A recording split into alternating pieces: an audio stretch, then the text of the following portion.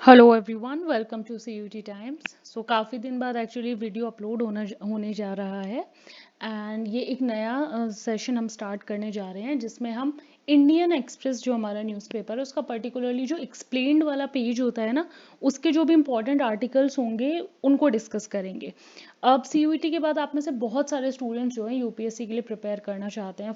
कुछ जो स्टूडेंट्स हैं वो आप में से वो फर्स्ट ईयर से स्टार्ट करते हैं, कुछ सेकेंड ईयर से, कुछ थर्ड ईयर, कुछ जो है उसके बाद स्टार्ट करते हैं। बट आइडियल टाइम जो बहुत सारे एस्पिरेंट्स, अगर आप यूट्यूब पे आपको दुनिया भर की टॉपर स्ट्रेटेजी मिल जाएंगी, अगर आप वो देखोगे बोलते तो यही है कि आइडियल टाइम होता है आपका कॉलेज से ही। अगर आप स्टार्ट कर दो, ये नहीं कि बिल्कुल भी कॉलेज लाइफ एंजॉय ना करो, बट एटलीस्ट आप अपना जो है बेसिक्स जो हैं उनको कर सके, है ना। आपको एक अंडरस्टैंडिंग उस पीरियड में मिल जाए और उसके बाद जो है आप अपनी जर्नी पे जा सकें। तो वही उसी चीज़ के लिए ये जैसे मैंने अभी टॉपर स्ट्रेटेजी की बात की थी, अगर आप देखोगे तो हर कोई बोलता है रीड द न्यूज़पेपर्स। ठीक है, न्यूज़पेपर करंट अफेयर्स एक इंटीग्रल पार्ट है हमारी उस प्रिपरेशन का, उस जर्नी का। और अगर मैं उस एग्ज़ाम को छोड़ के वैसे भी बात करूं तो भी हमारा जो है बहुत इंपॉर्टेंट होता है ये बेसिकली पर्सनालिटी डेवलपमेंट के लिए। क्यों? क्योंकि आपको अपनी आसपास की चीज़ें जब पता रहती हैं तो यू फील मोर कॉन्फिडेंट, आपको ज़्यादा कॉन्फिडेंट फील होता है, आपको ज़्यादा चीज़ें जो हैं पता होती हैं, तो उससे आपकी ना जो पर्सनैलिटी डेवलप होती है। तो हिंदू का तो एनालिसिस आपको मोर और लेस हर यूट्यूब चैनल पे मिल जाएगा। इंडियन एक्सप्रेस के एक्सप्लेन्ड पेज की बात करें तो आपके यूपीएससी एग्जामिनेशन के साथ साथ ये एक ब्रॉड अंडरस्टैंडिंग, जैसे मैंने बोला, आसपास की, क्योंकि जो भी मेजर जो इवेंट्स हो रहे होते हैं ना, तो इस पेज पे उसको एक तरीके से समराइज करके दे दिया जाता है, उसकी समरी आपको मिल जाती है। चाहे अब आपके वो यूपीएससी एग्जाम की ही अगर हम बात करें तो आपके प्रीलिम्स के फैक्ट के लिए इंपॉर्टेंट है ब्रॉड अंडरस्टैंडिंग, आंसर राइटिंग। और अगर आपसे इंटरव्यू में कभी पूछ लिया जाए, apart from that, those who are preparing for CUET, ये उनके लिए भी इम्पॉर्टेंट हो जाता है जो बेसिक से बड़े ही इजी वाले जो करंट अफेयर्स होते हैं, ऑफ कोर्स उन चीज़ों के लिए। और बाकी जैसे बोला आपकी पर्सनैलिटी डेवलपमेंट के लिए, तो बिना टाइम वेस्ट किए, थोड़ा सा टाइम हो गया है 2 मिनट, तो हम स्टार्ट करते हैं आगे कि ये सेशन हमारा। सो ये आज का न्यूज़पेपर है 30 अगस्त का, और इस पे सबसे पहला जो हमारा आर्टिकल है वो है ये, before supreme court in article 370 case, in Article 370 case, constitutionality of CO2 and CO3, CO272 and CO273। तो अभी क्या है, देखिए चल रहा, सुप्रीम कोर्ट में आर्टिकल 370 को चैलेंज किया गया था, आर्टिकल 370 के एब्रोगेशन को बेसिकली चैलेंज किया गया था। आर्टिकल 370 अगर मैं एक बेसिक आपको दे दूं जिनको नहीं पता है, आर्टिकल 370 जो है जम्मू एंड कश्मीर स्टेट से रिलेटेड था। हमारा आर्टिकल 370 जो है जम्मू एंड कश्मीर से हमारा रिलेटेड है, और 2019 में इसे स्क्रैप कर दिया गया था, अब्रोगेट कर दिया गया था, यानी कि खत्म कर दिया गया था। और कैसे किया गया था, ये जो आपको दूसरी जो हेडलाइन दिख रही है CO272 और CO273, ये बेसिकली हमारे पता है क्या है, ये है प्रेसिडेंशियल ऑर्डर। जिन प्रेसिडेंशियल ऑर्डर से इसे खत्म किया गया था, उस वक्त प्रेसिडेंशियल ऑर्डर आए थे, 2 आए थे, दोनों का नंबर है CO272 एंड CO273। तो उनके तहत जो है इस आर्टिकल को खत्म कर दिया गया था।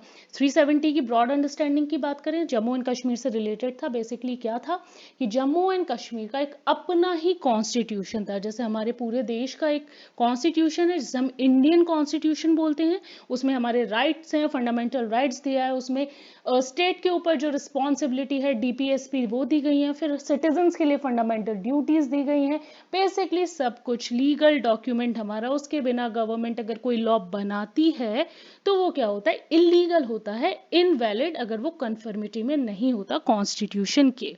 ठीक है, ये है हमारे कॉन्स्टिट्यूशन की महत्व, इंपॉर्टेंस। और आर्टिकल 370 की बात करें तो इसमें जो है जम्मू कश्मीर के पास अपना एक अलग ही कॉन्स्टिट्यूशन था। तो हुआ क्या, 2019 में जो है इसको स्क्रैप कर दिया गया, खत्म कर दिया गया। अब यहाँ पर बोला गया कि भाई पूरा देश जब एक ही कॉन्स्टिट्यूशन से चल रहा है तो सारी जो चीज़ें हैं जम्मू कश्मीर भी अब उसी तरीके से जो है चलेगा। इसके अलावा जो है, अगर हम 370 के अलावा बात करें तो जम्मू कश्मीर में ना एक और आर्टिकल होता था विच वॉज 35A। अब ये 35A की भी बात हुई है, हमारे जो ऑनरेबल चीफ जस्टिस है उन्होंने बोला कि इससे ना बाकी लोगों के साथ अच्छा नहीं हुआ है। मतलब जम्मू कश्मीर में ऐसा था। इस आर्टिकल के अंदर क्या होता था कि प्रेफरेंस उन्हीं को दी जाती थी जो जम्मू कश्मीर में रहते हैं, वहाँ के रेजिडेंट है। तो अगर कोई गवर्नमेंट जॉब होगी, वहाँ की जो लैंड होगी, ऐसा था ना कि हम लोग वहाँ से जाके वहाँ पर ज़मीनें नहीं खरीद सकते हैं। आर्टिकल 35A को भी 370 के साथ ही जो है स्क्रैप कर दिया गया था। तो वो जो प्रेफरेंसेस थी, वो जो प्रिविलेज थे, वो भी इस आर्टिकल के साथ, आर्टिकल 35A के साथ खत्म हो गए थे। तो ये है कॉन्टेक्स्ट। अब उसी को ना चैलेंज किया गया था सुप्रीम कोर्ट में कि भाई ये जो 370 को स्क्रैप किया गया, इट इज़ नॉट गुड, ये अच्छा नहीं है जम्मू एंड कश्मीर के लिए। लेकिन अब क्या है, इस आर्टिकल में, जो जिस आर्टिकल की हम बात कर रहे हैं, उसमें क्या है कि ये जो प्रेसिडेंशियल ऑर्डर है, उसकी ही कॉन्स्टिट्यूशनलिटी को जो है गलत बताया जा रहा है कि दे वर नॉट कॉन्स्टिट्यूशनल और इनवैलिड। अब उसके रीजन हम देखते हैं कि उसके रीजन क्या है या फिर ऐसा क्यों बोला जा रहा है। सो स्टार्टिंग, पहले हम इस बॉक्स में जो है, जो बॉक्स में हमारे पास इंफॉर्मेशन है, पहले इसको समझेंगे कि क्या है। तो अगस्त 5 को प्रेसिडेंट रामनाथ कोविंद, जो हमारे एक्स प्रेसिडेंट थे, ऑनरेबल प्रेसिडेंट रामनाथ कोविंद, उन्होंने CO 272, ये जो हमारा ये वाला आर्टिकल है, ये जो है प्रेसिडेंशियल ऑर्डर CO 272, ये एक ऑर्डर निकाला जिसमें आर्टिकल 367 को अमेंड किया गया। अब आर्टिकल 367 क्या है? आर्टिकल 370 हमने समझ लिया, एक बार देख लेते हैं कि आर्टिकल 367 आर्टिकल क्या है। आर्टिकल 367 क्या कहता है? बहुत ही सिंपल टर्म में इसको समझोगे तो it means interpretation of various provisions of constitution. Article 367 हमारा कॉन्स्टिट्यूशन को किस तरीके से इंटरप्रेट किया जाए, किस तरीके से समझा जाए, उसकी बात करता है। तो अब पहला ये जो ऑर्डर आया 272, इसके अंडर आर्टिकल 367 को ही अमेंड किया गया। और आर्टिकल 367 हमारे किससे रिलेटेड है? Related to interpretation of various provisions of constitution. अब ये जो किया गया, it deals with interpretation of constitution. इन्होंने एक नया प्रोविजन, इसको जब अमेंड किया गया, संशोधन लाया गया, तो इसमें एक नया ही प्रोविजन इन्होंने ऐड कर दिया, which stated that reference to constituent assembly in article 370 would instead be reference to legislative assembly। तो जब ये 370 एक्चुअली जिस टाइम पर ये आर्टिकल 370 आया था, उस वक्त सिचुएशंस अलग थे जम्मू कश्मीर के, उस वक्त हालात अलग थे। और इसको एक, ठीक है, इसको एक टेम्परेरी अरेंजमेंट की तरह, टेम्परेरी प्रोविजन की तरह कि ठीक है, आप ये वाली जो है, ये सारे राइट्स आपके पास रहेंगे, और इंडिया की जो सेंट्रल गवर्नमेंट है उसके पास केवल 3 राइट रहेंगे। तो ये उस केस में आया था, उस समय पर आया था जब, जहां पर सिचुएशन बिल्कुल ही डिफरेंट थी, तब कॉन्स्टिट्यूएंट असेंबली के अंडर ये आया था। अब 367 में जहां कॉन्स्टिट्यूएंट असेंबली हम सबको पता है, इन्होंने हमारा कॉन्स्टिट्यूशन बनाया है। तो जब ये आया तो 367 में लिखा गया था कि जो कॉन्स्टिट्यूएंट असेंबली मेंशन की गई है आर्टिकल 370 में, अब वो जो है, जो अमेंडमेंट हमारे प्रेसिडेंट लेकर आए थे इस ऑर्डर से, उन्होंने बोला कि it would be known as the legislative assembly, क्योंकि कॉन्स्टिट्यूएंट असेंबली तो अब हमारी है नहीं। तो अमेंड करके ये बोल दिया गया कि 367 में जो कॉन्स्टिट्यूएंट असेंबली है, it means the legislative assembly. अब इससे क्या हुआ? इससे जो रास्ता था वो खुल गया कि हम जो है 370 को अब हटा सकते हैं। और आर्टिकल 370 हमारा बोलता है कि not with standing anything in the forgoing provisions of this article, the president may declare that the article shall cease to operate or shall be operative only with certain। तो ये जो पावर थी, ये पूरी ना प्रेसिडेंट के पास चली गई कि किस तरीके से वो जो आर्टिकल है उसको इंटरप्रेट किया जाएगा। उसको प्रेसिडेंट के पास एक्चुअली ये पूरे पावर्स जो है हमारे चले गए थे। उसके बाद जब ये प्रेसिडेंट ऑर्डर आया 272 जिसमें आर्टिकल 367 को मॉडिफाई, अमेंड किया गया, तो राज्यसभा ने उसके कुछ तुरंत देर बाद ही आर्टिकल 37 ये बोल दिया कि article 370 shall cease to operate since Jammu and Kashmir was then under. और उस टाइम पर जब ये आया था 2019 में, तो जम्मू में और कश्मीर में उस वक्त प्रेसिडेंट रूल लगा हुआ था। ठीक है, तो जो गवर्नर थे, erstwhile state assumed the powers of legislative assembly and parliament और उसके पास जो गवर्नर थे, क्योंकि प्रेसिडेंट रूल लगा हुआ था, तो उस वक्त पावर किसके पास चली गई रूल करने की, लेजिस्लेटिव असेंबली की खत्म हो गई और हमारे गवर्नर के पास वो चली गई। और उसी वक्त प्रेसिडेंट ने एक तो ये निकाला 272 जिससे हमारा अमेंड किया गया आर्टिकल 367, और उसके बाद आया एक और 273 जिससे जो है राज्यसभा के जो रिकमेंडेशन थे कि article 370 shall cease to operate वो खत्म हो जाना चाहिए, उसको जो है अमेंड कर दिया गया, उसको जो है बोल दिया गया कि ठीक है अब 370 जो है स्क्रैप किया जा रहा है।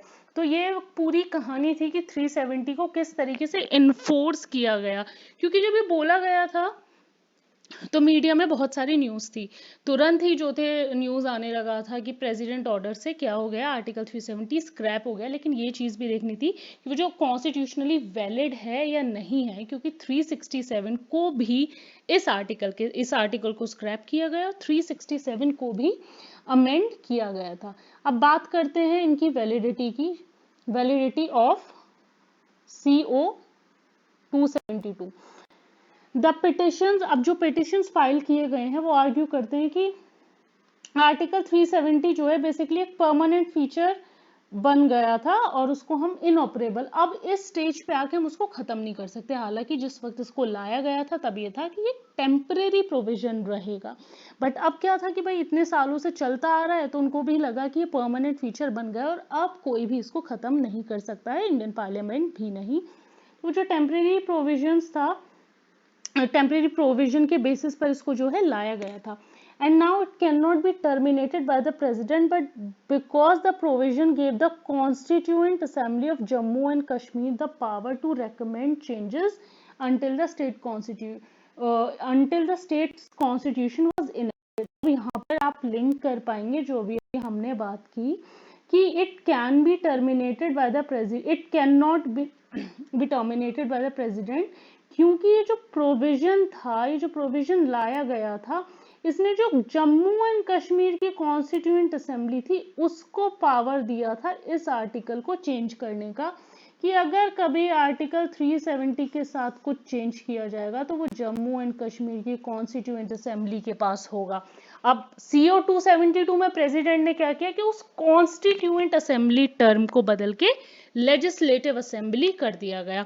अब लेजिस्लेटिव असेंबली कर दिया गया, पर उस वक्त क्या था, प्रेसिडेंट रूल था, प्रेसिडेंट रूल था तो सारी पावर्स उनके पास थी, तो उन्होंने इस आर्टिकल को क्या किया, स्क्रैप कर दिया। ये है सारी बात जो चैलेंज की गई है। इसके बाद आगे देखते हैं, इसमें बोला गया है कि आर्टिकल 147 जो है हमारा, अगर हम आर्टिकल 147 की बात करेंगे तो आर्टिकल 147 जो है जम्मू एंड कश्मीर कॉन्स्टिट्यूशन का, वो बोलता है कि नो बिल और amendment seeking to make any changes in the provisions, ये यहाँ पर मेंशन किया गया है यहाँ पर इस पैराग्राफ में, seeking to make any changes in the provision of constitution applicable to the relation of the state shall be introduced or moved in either house of the legislature। तो जो पिटिशनर्स है उन्होंने ये भी बोला है कि जो आर्टिकल 147 है, अब यहाँ पे जो आर्टिकल 147 की बात हो रही है वो हो रही है जम्मू एंड कश्मीर कॉन्स्टिट्यूशन की। अभी अभी मैंने आपको बताया कि दो तरीके से था, एक हमारा इंडियन कॉन्स्टिट्यूशन है, जम्मू एंड कश्मीर के पास अपना एक अलग कॉन्स्टिट्यूशन था। तो यहाँ पर जो बात हो रही है, यहाँ पर बात हो रही है जम्मू एंड कश्मीर कॉन्स्टिट्यूशन की। तो वो बोलता है जम्मू कश्मीर कॉन्स्टिट्यूशन का आर्टिकल 147 कि कोई भी बिल और अमेंडमेंट जो कि चेंज करना चाहता है जब provisions of constitution of India as applicable in relation to the state, जो पर्टिकुलरली जम्मू एंड कश्मीर से रिलेटेड हैं, शैल बी इंट्रोड्यूस्ड और moved in either house of the legislature, की वो किसी भी हाउस ऑफ द लेजिस्लेचर में, जो हमारे दो हाउसेस हैं वो नहीं इंट्रोड्यूस नहीं किए जा सकते हैं। उसके बाद ये भी आर्ग्यू किया गया है कि जो Jammu and Kashmir constitution gave permanency to article 370 once the constitutional assembly was dissolve. तो कॉन्स्टिट्यूशनल असेंबली जो डिसॉल्व हो गई थी और टेम्परेरी प्रोविजंस पे ये आया था, पर बोला गया कि 370 जब वो डिसॉल्व हो गई तो वो इसको एक तरीके से परमानेंट बना के डिसॉल्व हुए थे। 272 की वापस हम बात करते हैं। CO 272 जो हमारे प्रेसिडेंशियल ऑर्डर है, यहाँ पर वो मेंशन है, the president can not confer on the legislative assembly the power to recommend. तो इस पूरे में बेसिकली यही बोला गया है कि ये पावर आप कितना भी बोलो, आपने 367 अमेंड कर दिया, तब भी ये पावर जो है लेजिस्लेटिव असेंबली के पास नहीं जा सकती, क्योंकि कॉन्स्टिट्यूशन में मेंशन किया गया था कि ये पावर रहेगी constituent assembly of Jammu and Kashmir के साथ। ठीक है, तो ये बेसिकली सारी बातें। और हाँ, हमारा एक और इम्पॉर्टेंट जो इसमें प्रोविजन है वो है कि कॉन्स्टिट्यूशन अमेंडमेंट करने की पावर खुद आर्टिकल 368 ऑफ द कॉन्स्टिट्यूशन देता है, जो कि हमारे यहाँ पर दिया गया। तो ऐसे बहुत से सिंपल क्वेश्चंस भी आ जाते हैं। उसके बाद बात करें वैलिडिटी ऑफ CO 273 की, अगर तो CO 273 हमसे क्या कहता है कि the petitioners argued that Rajya Sabha can not exercise और assume power on behalf of governor even under this article, that the legislative assembly itself does not help। और आर्टिकल 356 जो हमारे प्रेसिडेंट रूल से रिलेटेड है, वो भी कहता है कि प्रेसिडेंट रूल के टाइम पे the power of the legislature of India shall be exercisable. किसी भी जो हमारी पार्लियामेंट्री अथॉरिटी होती है उसके अंडर जो है ये एक्सरसाइजेबल होती है। तो CO जो 373 है उसकी वैलिडिटी को भी इसी बेसिस पर चैलेंज किया गया है। जस्ट अ मिनट, उसकी वैलिडिटी को भी यहाँ आपको क्लियरली वो दिख जाएगा। ओके,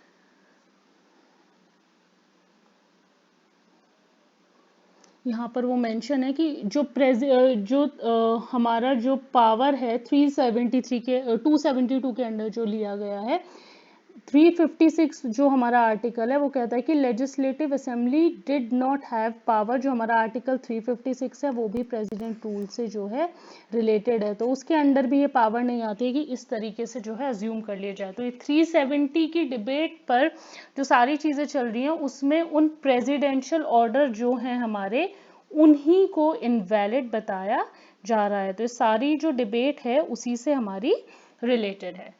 चलिए, आई होप आपको ये चीजें समझ आई है। अब हम दूसरे आर्टिकल की तरफ चलते हैं जो है हमारा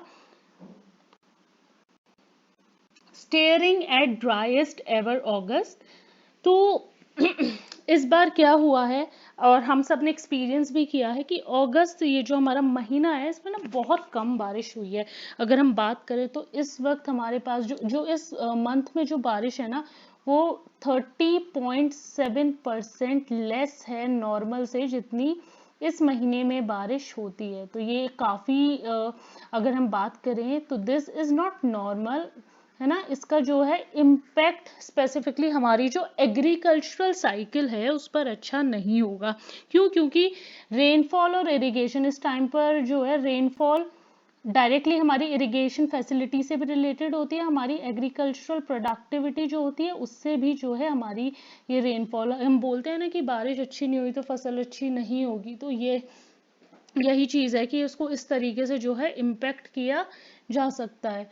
अगर हम आगे इसमें आर्टिकल में देखें ड्राइएस्ट अगस्त क्या है, तो ड्राइएस्ट अगस्त ये कि अब तक का ये सबसे सूखा महीना है। 30.7 जो है इसका रेनफॉल रहा है, लेस देन रेनफॉल रहा है। अब किस वजह से रहा है, रीजन क्या है? रीजन है इसका एल नीनो जो है इस बार। अच्छा, ये भी बात बोली जा रही कि एल नीनो का जो है इम्पैक्ट रहेगा इंडिया के 2024 इलेक्शंस पे। क्यों? क्योंकि पहले चलिए एल नीनो समझ लेते हैं तो उससे आपको इजीली समझ आ जाएगा कि किस तरीके से रहेगा। तो एल नीनो बेसिकली क्या होता है? Unusual warming of sea surface temperature in equatorial Pacific. तो ये होता कहाँ पर है? पैसिफिक ओशन में ये होता है हमारा। तो इक्वेटोरियल पैसिफिक ओशन में याद रखना है कि El Nino phenomenon is related to Pacific Ocean. ठीक है, ये थोड़ा सा इंपॉर्टेंट है, ये याद रखना, ओशन का नाम स्पेसिफिकली। ठीक है, एंड कहाँ पर? कोस्ट ऑफ साउथ अमेरिका पे, और ये इन्फ्लुएंस करता है, होता ये वहां पर है पैसिफिक ओशन में, और ऐसा नहीं है कि इसके जो इन्फ्लुएंस है वहीं के आसपास के देशों तक लिमिटेड है।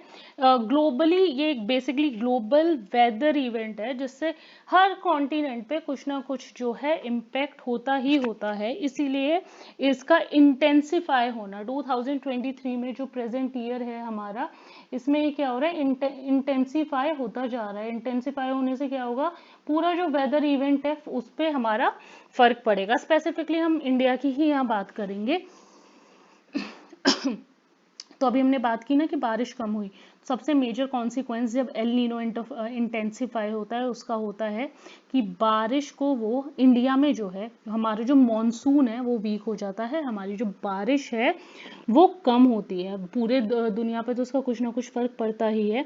Over India it has effect of suppressing the monsoon, तो अभी अभी मैंने यही डिस्कस किया कि सप्रेसिंग द मानसून। पर हमारा ना एक और इवेंट होता है, वो होता है इंडियन ओशियन डाइपोल, जिसे आईओडी या इंडियन नीनो के नाम से जानते हैं। कि कभी कभी क्या है कि जब एल नीनो इंटेंसिफाई करता है, ठीक है, उससे बारिश पे इम्पैक्ट पड़ता है, तो ये इंडियन नीनो हमारा सेवियर बन जाता है। ये हमें उसके जो बेकार जो बैड कॉन्सिक्वेंसेज है उनसे बचा सकता है। ठीक है, तो ये है हमारा इंडियन ओशन डाइपोल, जिसे इंडियन नीनो के नाम से जाना जाता है।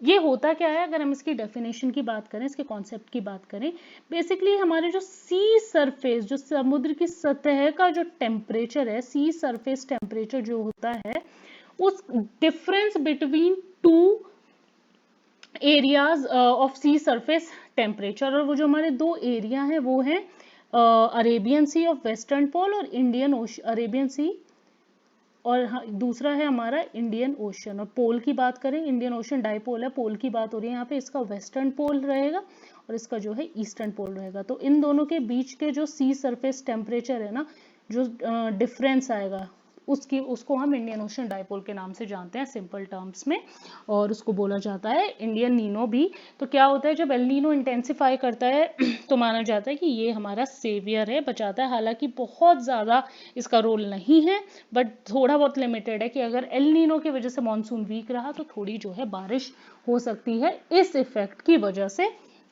ये हमारा जो है दो तरीके से होता है। Just a minute.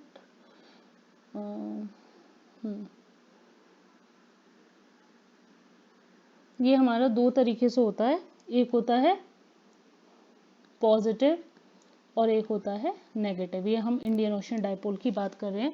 तो इंडियन ओशन डाइपोल पॉजिटिव भी होता है और ये नेगेटिव भी होता है। जब ये पॉजिटिव होता है तो रेनफॉल होती है ज़्यादा, ठीक है, ज़्यादा रेनफॉल एक्सपीरियंस करते हैं हम, और नेगेटिव होता है तो ऑपोजिट होगा, कम रेनफॉल एक्सपीरियंस करते हैं। तो ये है इंडियन ओशन डाइपोल के बारे में कि जब हमारा एल नीनो इंटेंसिफाई करता है तो हम इसके थ्रू जो है खुद को इंडिया में जो है ज़्यादा जो है इम्पैक्ट उसका नहीं पड़े, इससे ज़्यादा बारिश हो सकती है। तो यही बोला गया है।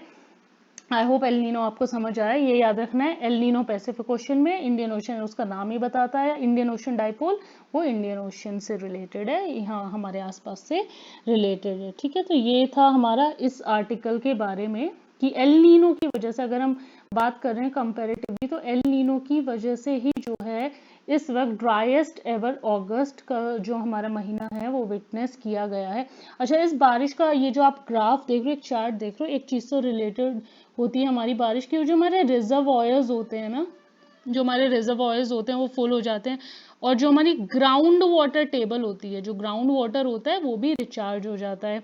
जो हमारे एक्विफर्स होते हैं, एक्विफर बेसिकली आपके क्या होते हैं, वो सब पत्थर जिनके पास कैपेबिलिटी है टू स्टोर वाटर। तो जब ज़्यादा बारिश होती है तो पानी हमारे पास खूब सारा इकट्ठा हो जाता है, पानी इकट्ठा रहता है तो भाई हमारे एग्रीकल्चर सबसे ज़्यादा रेनफॉल किस चीज़ को इम्पेक्ट करती है, हम इसी तरीके से देखते हैं ना कि बारिश आई बहुत ज़्यादा, ज़रूरत से ज़्यादा आई तो किसानों का नुकसान हो गया, कम आई तो भी कम आई तो भी नुकसान हो गया, है ना, हम इस तरीके से देखते हैं।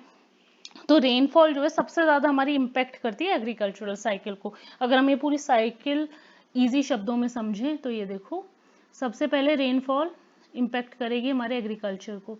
एग्रीकल्चर अच्छा हुआ तो ठीक है भाई, सबके मज़े, और आपको फसल सस्ती रहेगी तो आपको सब्जियां जो है आपको कम दाम पे मिलेगी। लेकिन अगर इसका उल्टा होता है, अगर ये जो है इसके प्राइजेस हमारे ये हुई ना कि फसल अच्छी हुई नहीं, तो डिमांड तो हम लोगों की उतनी है, सप्लाई का है, सप्लाई तो हमारे पास कम हो गई, और किसी चीज़ की सप्लाई कम होगी तो क्या हो जाएगा, महंगाई बढ़ जाएगी, इन्फ्लेशन हो जाएगा।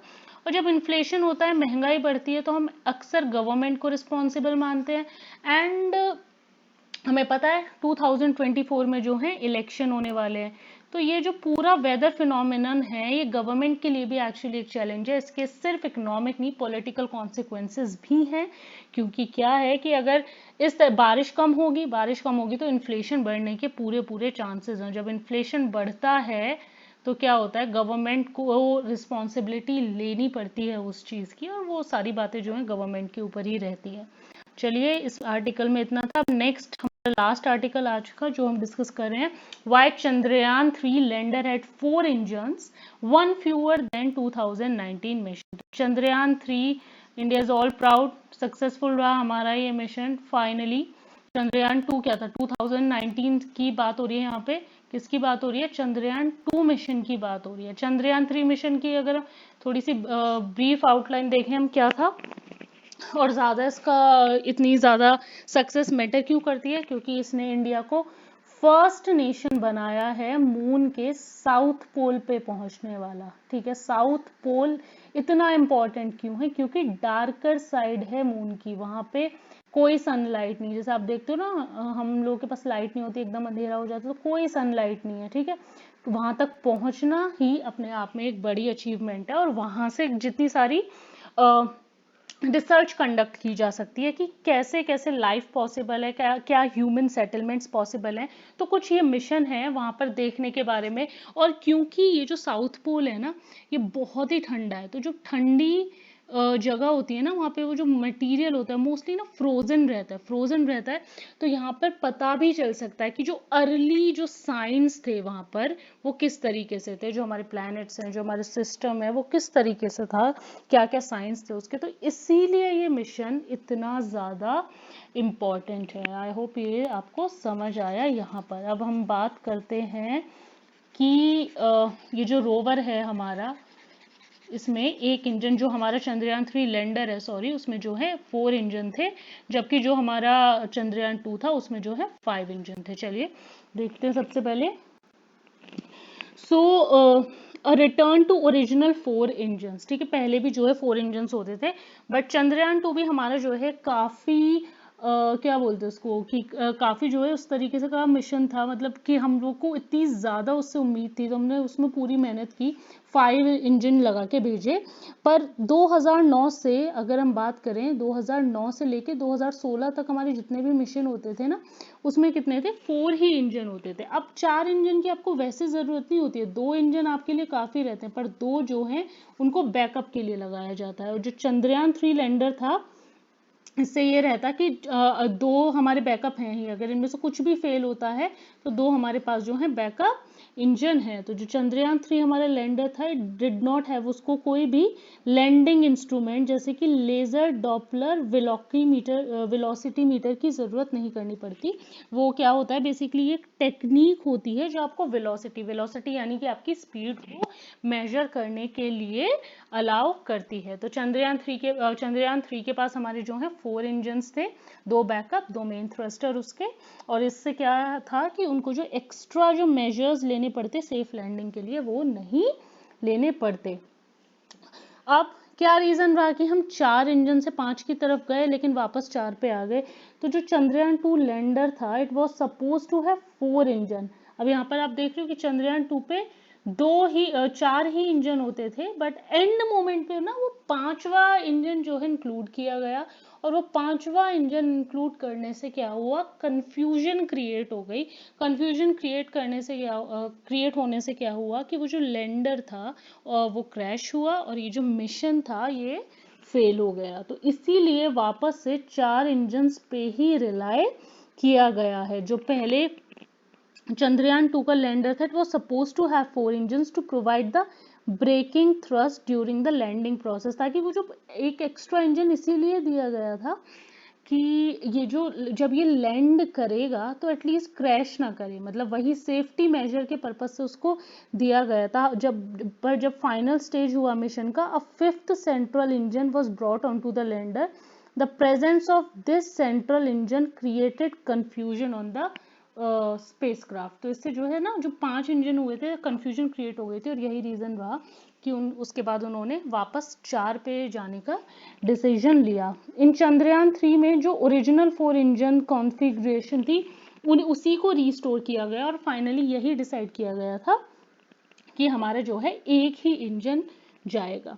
और अगर ये बोला था कि अगर सारे जो सेंसर्स थे वो भी फेल कर जाता ना, तो भी प्रोपल्जन सिस्टम जो है, इंजन हमारा प्रॉपरली वर्क करता, तो भी जो है हमारा ये जो मिशन था, हमारे जो लैंडर था, वो सक्सेसफुली लैंड कर जाता। और जो लैंडर के चारों इंजन होते हैं, ये यूज़ किए जाते हैं वेलोसिटी यानी कि स्पीड को रिड्यूस करने में और इंक्रीज करने में।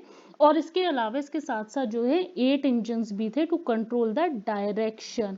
तो इसीलिए ये मिशन सक्सेसफुल रहा कि इसमें ना हमने बहुत ज़्यादा सेफ्टी, जो हम गए थे 4 से 5 की तरफ की सेफ्टी मिलेगी, उसको हमने रेक्टिफाई किया कि वो जो सेंट्रल इंजन था 5वां जो हमने लगाया था, उससे जो है कंफ्यूजन क्रिएट हो गया था, तो वापस वो कंफ्यूजन क्रिएट ना हो। I hope you enjoyed this session और आपको समझ भी आया होगी सारी चीज़ें। तो हम ये सेशन डेली करेंगे। Thank you so much and please subscribe to the channel.